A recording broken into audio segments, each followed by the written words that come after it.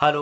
आज मैं SIR 2025 का इनॉग्रेशन फॉर्म यानी गणना प्रपत्र भरने की ऑनलाइन कंप्लीट प्रोसेस बताने वाला हूं, जिसमें मैं एक गणना प्रपत्र यानी इनॉग्रेशन फॉर्म लाइव भर के आप लोगों को दिखाऊंगा। आप भी हमारे साथ में स्टेप को फॉलो करके अपना इनॉग्रेशन फॉर्म यानी गणना प्रपत्र भर सकते हैं। इसके लिए ज़रूरी दस्तावेज 2002-2003 की वोटर लिस्ट है, जिसको डाउनलोड करने की पूरी प्रोसेस में पिछली वीडियो में बता चुका हूं। उस वीडियो को जाकर आप देख सकते हैं, या तो आप इसको देखने के लिए डिस्क्रिप्शन में दी गई लिंक पर क्लिक करेंगे, वीडियो आपके सामने आ जाएगी और वहां से आप देख भी पाएंगे 2002 या 2003 की वोटर लिस्ट और डाउनलोड भी कर पाएंगे। तो चलिए फिर शुरू करते हैं आज की वीडियो। तो यहाँ हमें अपना क्रोम ब्राउज़र ओपन कर लेना है और लिखना है सर्च बार में voter.eci.gov.in। इसकी पहली वेबसाइट आ जाएगी, इस पर क्लिक करके आपको आगे बढ़ना है। ठीक है, वोटर सर्विस पोर्टल वाला ऑप्शन आ जाएगा, इस पर आपको क्लिक करना है और क्लिक करेंगे तो थोड़ी प्रोसेस होगी और आप वेबसाइट के होम पेज पे आ जाएंगे। फिर यहाँ पे राइट साइड में दो ऑप्शन आपको देखने को मिलेगा, search your name in last SIR, fill enumeration form.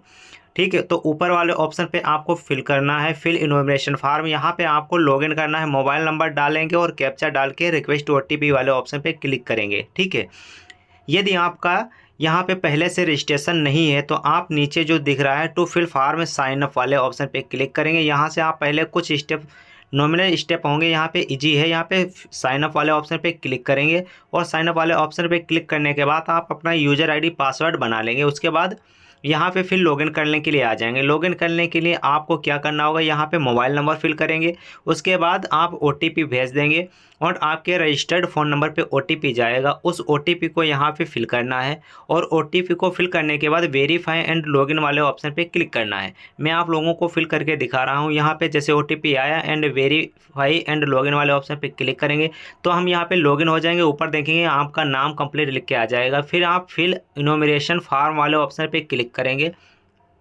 उसके बाद यहाँ पे थोड़ी लोडिंग होगी और यहाँ पे आपको ऊपर लिख के आ जाएगा SIR 2026 online form submission by elector. ठीक है, फिर नीचे आपका दिखाई देगा सिलेक्ट स्टेट, यहाँ पे आप स्टेट चूज करेंगे।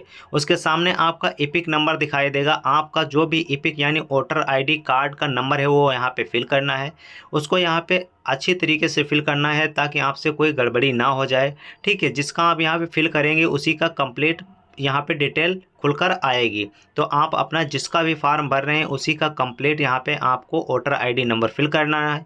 फिल करने के बाद साइड में आपको ग्रीन कलर में सर्च वाला ऑप्शन दिख रहा है, सर्च वाले ऑप्शन पे क्लिक करेंगे तो यहाँ पे देखेंगे आपकी कंप्लीट डिटेल यहाँ पे आ चुकी है। ठीक है, सारी चीज़ यहाँ पे देखने को आपको मिल जाएंगी। प्रिपेयर्ड इन्फॉर्मेशन है, यहाँ पे आपकी कंप्लीट डिटेल आ जाएगी, जिसका भी ये यहाँ पे वोटर ID कार्ड पड़ा होगा तो यहाँ पे देख सकते हैं राइट साइड में आपकी कंप्लीट डिटेल आ जाती है।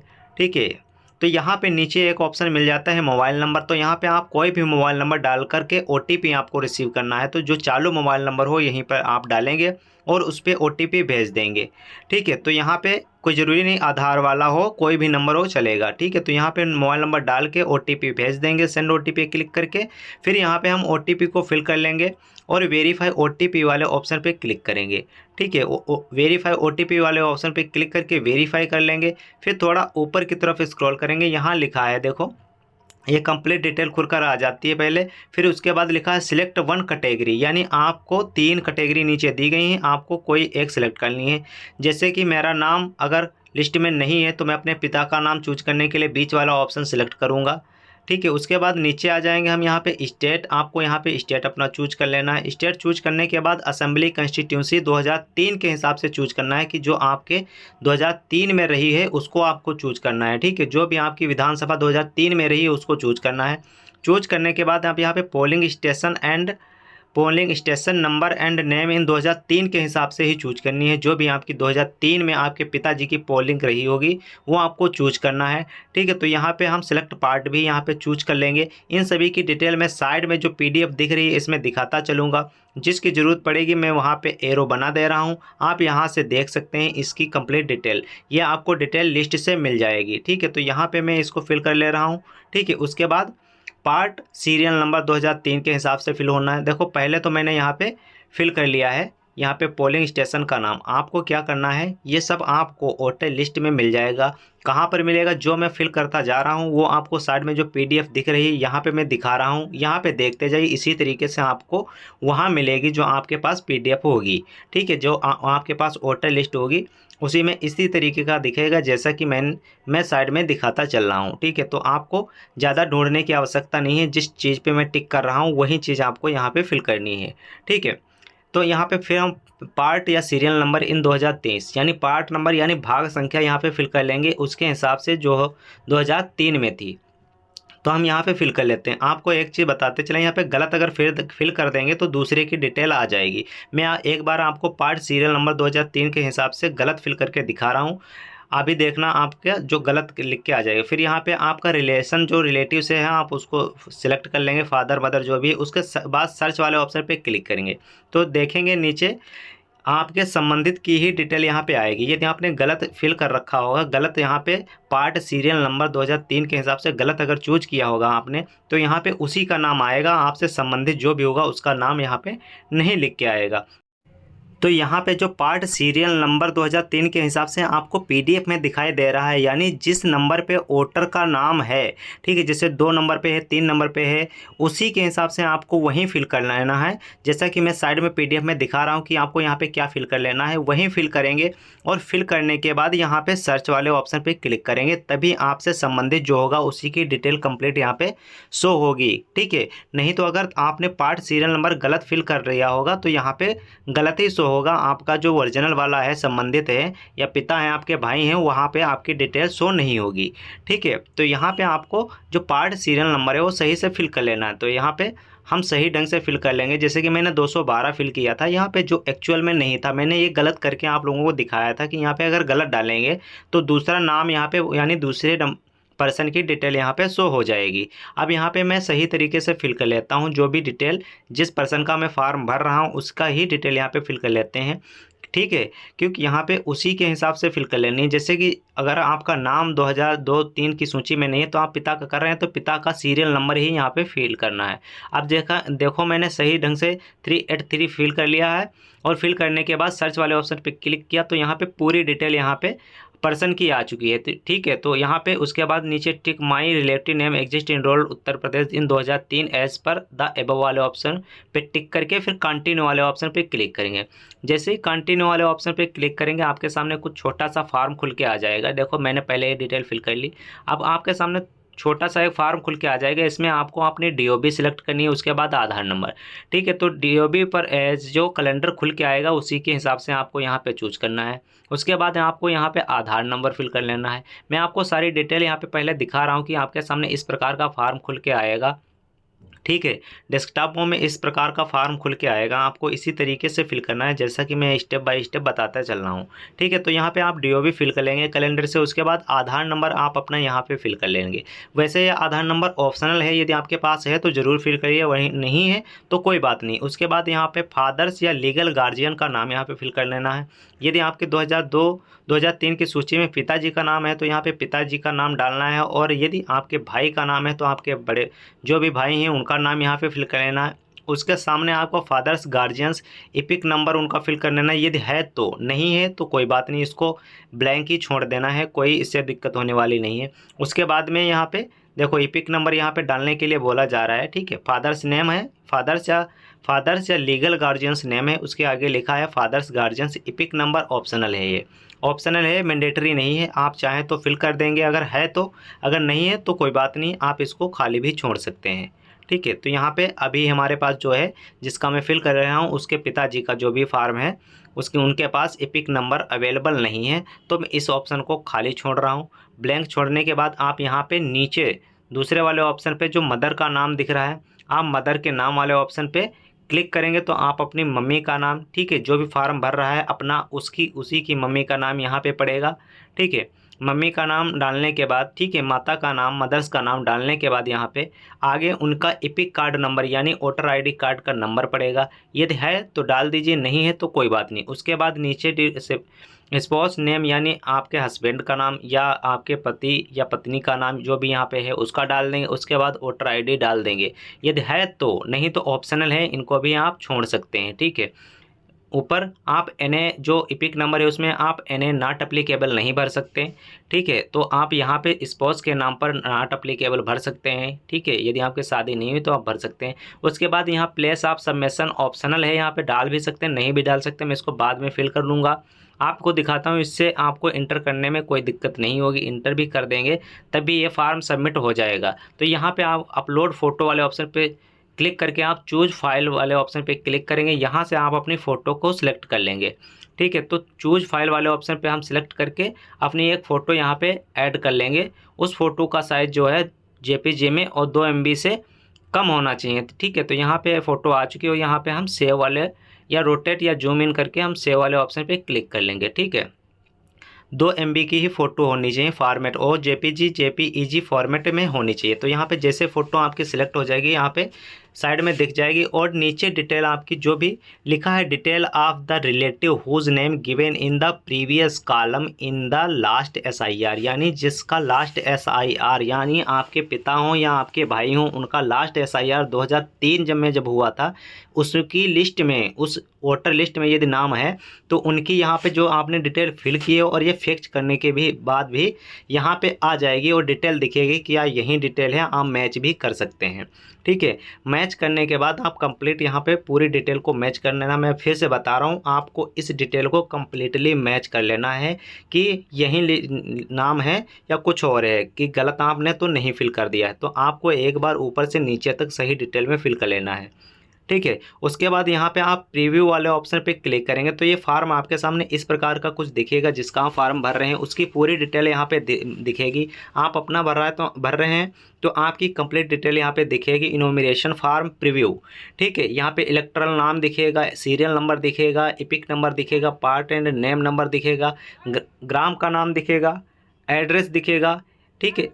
ये सारी चीज़ें आपको दिखेंगी। स्टेट, UP, जो भी सारी चीज़ दिखाई देगी। आपका DOB, यानी जो भी आपने अभी डिटेल पिछले फार्म में फिल की है वो सारी डिटेल यहाँ पे देखने को मिल जाएगी। अभी देखो यहाँ पे फादर्स या मदर्स का नाम जो भी छूट गया है, ये आपको यहाँ पे चेक कर लेना। ये फार्म चेक करने के लिए ही आया है रिव्यू वाला, कि हमारी जो भी गलती तो कोई नहीं हो गई। अगर गलती हो गई है तो आपको ऊपर से कट वाला ऑप्शन मिल जाएगा, क्रॉस वाला, यहाँ से क्रॉस कर देंगे और यहाँ पे जो भी डिटेल आपकी छूट गई है उस डिटेल को फिर से फिल कर लेंगे। जैसे कि मैंने अभी फादर का नाम छोड़ा था, इसको आप पुनः फिल कर लेंगे, ठीक है। यदि आपसे कोई भी डिटेल यहाँ पर छूट रही है तो उस डिटेल को कम्प्लीटली फिर से फिल कर लेंगे। फार्म को चेक करना है, उसके बाद ही फाइनल सबमिट करना है, मैं आप लोगों को बता दूँ, ठीक है। और ऊपर जो 3 ऑप्शन थे, बीच वाला ऑप्शन इसीलिए सिलेक्ट किया गया क्योंकि जो इसका मैं फार्म भर रहा हूँ उसका 2003 या 2002 की सूची में, वोटर सूची में नाम नहीं था।